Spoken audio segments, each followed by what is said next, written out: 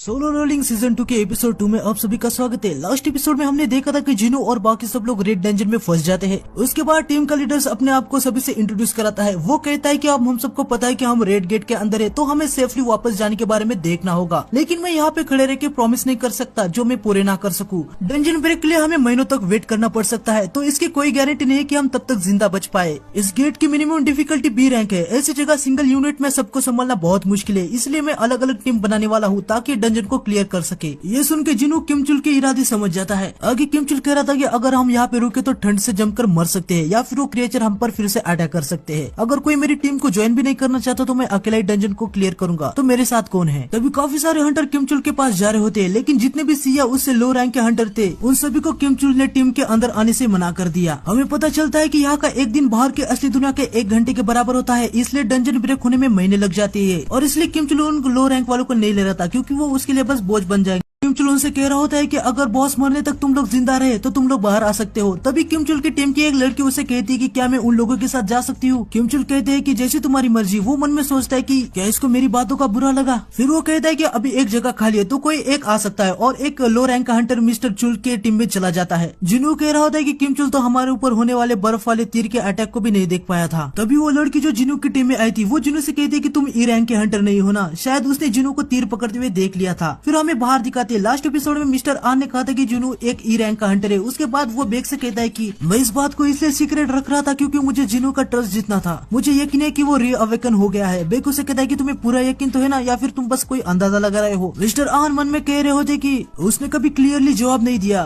वो बेग से कहता है कि फिलहाल तो ये मेरा अंदाजा ही है। ये सुन के बेग कहता है तो हमारी आखिरी उम्मीद बस किमचुल है। मिस्टर आन मन में कह रहे होते कि अगर मिस्टर बेग आप जिनू को एक्शन में देखते ना, तब आपको पता चलता कि मैं क्या कहने की कोशिश कर रहा हूँ। तभी सर्विलेशन टीम के फर्स्ट डिवीजन का मैनेजर जू सांगचन कहता है किमचुल संभाल लेगा सर, उसका रिकॉर्ड काफी अच्छा है। उसकी फाइटिंग की एबिलिटीज भी व्हाइट टाइगर गिल्ड के दूसरे स्क्वाड मेंबर की तरह ही है। ये सुन के बेग को थोड़ा सा रिलीफ मिलता है। वो आशा करता है कि किमचुल बाकी बी रैंक के हंटर के साथ डंजन को क्लियर कर देगा। सांगचन मिस्टर आन से कह रहे होते कि आप किसी ई रैंक के हंटर की बात कर रहे हो जो री अवेक हो गया है। मुझे लगता है कि किमचुल उस जैसे बिना इन एक्सपीरियंस हंटर से काफी ज्यादा परफेक्ट है। मिस्टर आन मन में कह रहे होते कि वो तो आखिर में देखा जाएगा कि कौन सा ही है। डोंगसू भी यहाँ पे पहुंच चुका था। वो कहता है कि यहाँ पे चल क्या रहा है, ये तो एक सी रैंक का गेट होना चाहिए था ना। ए रैंक का गेट अपीयर हो गया क्या? वैसे व्हाइट गिल्ड का मास्टर यहाँ पे क्या कर रहा है? बेग डोंगसू को बड़े ही गुस्से भरे नजरों से देखता है, और बाकी सब डोंगसू को देख के काफी ज्यादा डर रहे थे। बेग डोंगसू से पूछता है कि तुम कोरिया में क्या कर रहे हो? डोंगसू से कहता है कि मेरा थोड़ा सा काम है यहाँ पे। वैसे वो ई रैंक वाला हंटर व्हाइट गिल्ड टाइगर में ज्वाइन हुआ है। तुमने ऐसे ई रैंक के लूजर को आखिर अपने गिल्ड में आने क्यों दिया? बेग कहता है कि आखिर तुम किसकी बात कर रहे हो? डोंगसू कहता है मैं जुनू की बात कर रहा हूँ, जो अभी अभी डंजन में गया है। संग जुनू का नाम सुनकर बेग थोड़ा सा हैरान हो जाता है। वो सोचता है कि डोंगसू जुनू को कैसे जानता है। डोंगसू गेट को छूता है और कहता है कि यार ये तो एक रेड गेट है। फिर हमें जिनू को दिखाते हैं। वो उस लड़की से पूछता है कि तुम सभी तो यहाँ पे नहीं हो, तो ऐसी सिचुएशन में भी तुम इतने शांत कैसे हो सकते हो? वो लड़की बताती है कि क्योंकि हमें ट्रेनिंग में सबसे पहले यही बात बताई गई थी कि डंजन में कुछ भी हो सकता है, और किमचुल को व्हाइट टाइगर गिल्ड के इलाइट स्ट्राइक स्क्वाड में ज्वाइन होने के लिए स्पेशल ट्रेनिंग भी दी गई है। फिर दोनों टीम अपने अपने रास्ते तय करती है और एक दूसरे को गुड लक कहती है। वो लड़की जिनू से कहती है कि आपने अभी भी मेरे सवाल का जवाब नहीं दिया। जिनू उसे फिर से कुछ खास जवाब नहीं देता। वो लड़की समझ जाती है कि जिनू कम से कम ए या उससे ज्यादा रैंक का हंटर है। आगे किमचुल को आइस बियर के नाखून के निशान दिखते हैं। वो कहता है कि उनको रुक जाना चाहिए था। लगता है उसी रैंक हंटर की वजह से बाकी सबकी जान चली जाएगी। तभी उसका एक साथी कहता है जाने दो, अब ई रैंक वाले से क्या ही एक्सपेक्ट करना, उसे तो ढंग की ट्रेनिंग भी नहीं मिली होगी। तभी किमचुल सोचने लगता है उनकी टीम में ज्यादातर सी रैंक और एक बी रैंक का भी हंटर था, तो मुझे वो ग्रुप का लीडर क्यों लगा? जाने दो, वैसे भी वो मर जाएगा। फिर हमें बाहर दिखाते हैं जहाँ डोंगसू को यकीन नहीं हो रहा था कि ये रेड गेट है। उसकी सारी मेहनत पे पानी फिर गया था। वो कहता है कि तुम्हारा पता लगाना मुश्किल है जिनू। और यहाँ बेग भी काफी ज्यादा कंफ्यूज था। उसे कुछ समझ नहीं आ रहा था कि सभी लोग जिनू के पीछे क्यों पड़े हैं। आगे हम देखते हैं कि किमचुल कुछ आइस बियर को मार डालता है। उसकी टीम के सारे मेंबर काफी ज्यादा खुश हो रहे होते हैं। वो कहते हैं कि हम सेफ है, पर किमचुल मन में कह रहा होता है कि मैं इतना तो स्ट्रांग हूँ कि कुछ आइस बियर को मार सकता हूँ। बाकी मेंबर जल्दी से बियर का मीट ले रहे होते हैं, जो कुछ दिन इनके खाने के लिए ठीक है। किमचुल के मेंबर कह रहे होते हैं कि चलो अभी हमें थोड़ा सा आराम करना चाहिए, हमारी शुरुआत तो काफी अच्छी हुई है। किमचुल उनसे कहता है कि तुम लोग क्या बात कर रहे हो? जब तक हम इस फॉरेस्ट से नहीं निकलते तब तक हमें काफी सावधानी से काम लेना होगा। फिर हमें जिनू और उसके टीम को दिखाता आते हैं। तभी वो लड़की कहती है सब लोग रुक जाओ, हम इससे आगे नहीं जा सकते। जुनू पूछता है क्यों? वो लड़की कहती है कि देखो उस जगह पे काफी सारे निशान है, ये पूरा एरिया आइस बियर का है, हमें उन मैजिक बीस्ट से आने से पहले यहाँ से वापस निकलना चाहिए। जुनू कहता है तो ये पूरा एरिया आइस बीस्ट का है। वो लड़की सोचने लगती है क्या मैंने कुछ गलत कहा? वो जुनू को कहती है हाँ। जुनू कहता है तो हमें इधर से वापस जाने की क्या जरूरत है? वो लड़की है कि मैंने जो कहा आपने वो सुना नहीं क्या? आप मरना चाहते हो? जुनू उसे समझाता है अगर ये एरिया बियर्स का है इसका मतलब यहाँ पे हमारे दुश्मन से बियर्स है और उनकी चिंता करने की कोई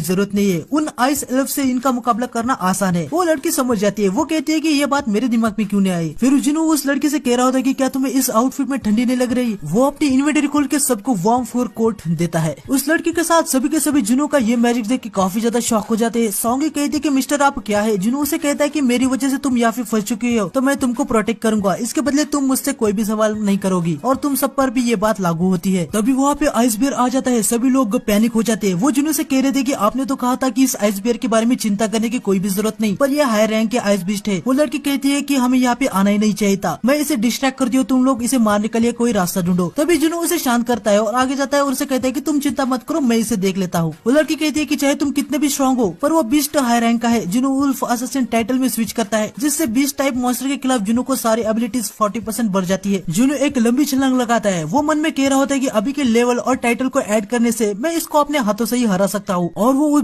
के सिर के ऊपर एक जोरदार मुक्का मारता है। इसे देख के सभी लोग काफी ज्यादा शॉक हो जाते हैं और कहने लगते हैं उसने एक ही पंच पे आइस बीस्ट को हरा दिया। जुनू को काफी सारे एक्सपीरियंस पॉइंट मिलते हैं क्योंकि ये जो मॉन्स्टर होता है ना ये हाई रैंक का होता है और जुनू का लेवल भी अप हो जाता है। वो लड़की जुनू से कह रही होती कि आखिरकार आप है कौन? फिर हमें बाहर दिखाते हैं जहाँ बेग डोंगसू से पूछ रहा था कि तुम यहाँ जुनू के लिए क्यों आए हो, आखिर तुम्हें उससे क्या काम है? डोंगसू से कहता है कि इससे तुम्हें कुछ लेना देना नहीं है, मुझे उसके साथ थोड़ी मस्ती करनी है। बेग उसे कहता है कि चाहे तुम्हारा उसके साथ कोई भी काम हो पर रेड डेंजन का हम कुछ नहीं कर सकते, ये कोई नॉर्मल डेंजन नहीं है। वो लोग किसी डेजर्ट, किसी जंगल या किसी जहरीले सांप और कीड़े से या फिर किसी बर्फीले जगह होंगे, जिंदा से ज्यादा उनके मरने के ज्यादा चांसेस है। डोंगसू कह रहा होता है कि मुझे कुछ ना कुछ तो करना ही होगा, मैं डेंजन ब्रेक का वेट नहीं कर सकता। जिनचुल मन में कह रहा होता है जिनू तुम्हें खुद को लकी मानना चाहिए, डोंगसू भी रेड गेट का कुछ नहीं कर सकता। आगे हम देखते हैं कि जिनू और बाकी सब लोग मस्त से बियर का मीट खा रहे होते हैं। सॉन्गी जिनू से पूछती है कि क्या जीना घर पर हमेशा पढ़ाई करती है? उसने मुझसे कहा था कि वो अपनी दीवार पे डिक्शनरी के पेजेस चिपकाती है ताकि वो सोने से पहले सब कुछ याद रख पाए। जिनू उसे बताता है कि नहीं दूसरे टीन एजर की तरह ही है, वो डिनर करने के बाद तो तुरंत सो जाती है। जब वो स्कूल से घर आती है तो हमेशा आलसी दिखती है। ये सुन के सॉन्गी काफी ज्यादा हैरान हो जाती है। वो जुनू से कह रही होती है कि ये नहीं हो सकता, आप मुझसे झूठ बोल रहे हो, तो उसके ग्रेड इतने अच्छे कैसे? जुनू कहता है कि मुझे भी नहीं पता, जब हम मिडिल स्कूल में थे हम हमेशा गेम ही खेलते रहते थे। आगे जुनू उठ के जाने लगता है। सॉन्गी कहते है कि आप कहाँ पे जा रहे हो? जुनू कहता है कि मुझे अभी वर्कआउट करना है। सॉन्गी कहती है कि आप गेट के अंदर भी वर्कआउट करेंगे? जुनू कहता है कि हाँ, अगर मैं नहीं करूंगा तो मुझे पेनल्टी लगेगी। ये सुन के सब कहने लगते हैं कि ये थोड़े से अजीब है। जुनू अपना वर्कआउट करता है। वो कहता है कि अगर वो इसे कंप्लीट नहीं करेगा तो उसे पेनल्टी जोन में जाना पड़ सकता है। तभी वहाँ पे काफी सारे आइस बियर आ जाते हैं। जुनू कहता है कि हमारे नंबर सेम होने चाहिए और वो अपनी 4th नाम वाली शैडो आर्मी को समन करता है। जुनू अपनी शैडो से कहता है कि तुम सभी को पता है ना कि ये तुम्हारी फर्स्ट बैटल है, तो चलो जाओ। फिर शैडोज और आइस बीस्ट में फाइट स्टार्ट हो जाती है। मेज शैडोज फायर पावर का यूज कर रहे थे। जुनू कहता है कि मेरी शैडोज मेरे एक्सपेक्टेशन से स्ट्रॉन्ग है, वो काफी तेजी से रीजनरेट भी हो रहे हैं, पर इससे मेरा माना भी कम हो रहा है। तभी वहाँ पे बीस्ट का बॉस आ जाता है जो शैडोज को काफी आसानी से खत्म कर रहा था और जिनू का जो माना होता है ना वो भी पूरा का पूरा खत्म हो जाता है। जिनू समझ जाता है कि शैडो सोल्जर बीस्ट बॉस के लिए मैच नहीं है और वो इग्रिस को समन करता है। इग्रिस और बॉस बीस्ट की फाइट स्टार्ट हो जाती है। जिनू भी इग्रिस की पावर देख के काफी ज्यादा हैरान हो रहा था। इग्रिस उस बॉस बीस्ट का सर काट डालता है। जिनू सोच रहा होता है कि अगर इग्रिस के पास तब स्वॉर्ड होती शायद मैं उसके सामने खड़ा तक नहीं हो पाता, पर अभी मेरा लेवल अप हुआ है तो शायद हम दोनों सेम पावरफुल है। जिनू इग्रिस को शाबाशी देता है और सारे बीस्ट को अपने शैडो सोल्जर में कन्वर्ट कर देता है। फिर हमें बाहर दिखाते हैं जहाँ बेग पूछ रहा होता है कि कितना समय बीता। आन बताते कि 3 घंटे हो गए, इसका मतलब गेट के अंदर अभी 3 दिन हो गए होंगे, पता नहीं कितने लोग जिंदा हो गए। बेग कहता है कि गेट के अंदर का वातावरण नॉर्मल तो बिल्कुल नहीं होता, कड़क की धूप से उनकी स्किन जल गई होगी या एक्सट्रीम ठंड में वो जम गए होंगे या फिर किसी जहरीले कीड़े से वो फाइट करे होंगे। अगर जैसे तैसे उन्होंने वातावरण को झेल भी लिया पर उनको खाना ढूंढने में बहुत ही ज्यादा मुश्किल है। ये गेट हाई लेवल का है, इसका मतलब जो भी लो रैंक के हंटर होंगे वो अब तक मर चुके होंगे। डोंगसू कहता है इसका मतलब संग जिनवू भी अब तक मर चुका होगा। लग रहा है यहाँ पे आना मेरा फालतू का टाइम वेस्ट हो गया।